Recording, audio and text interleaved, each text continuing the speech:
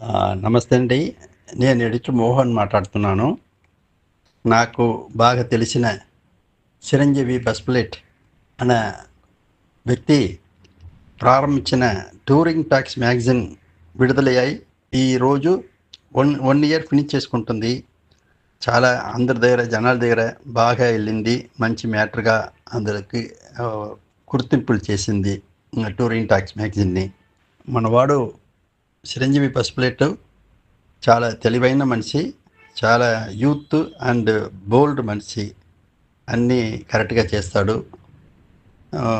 అతను మ్యాగజైన్లో వచ్చేదంతా కూడా సినిమా వాళ్ళకి మిగతా వాళ్ళు కూడా మంచిదే చేస్తుంది. ఆ నమ్మకం నాకు ఉంది. ఈ టూరింగ్ టాక్స్ మ్యాగజైన్ గురించి ఒక మాట చెప్పాలనుకుంటున్నాను.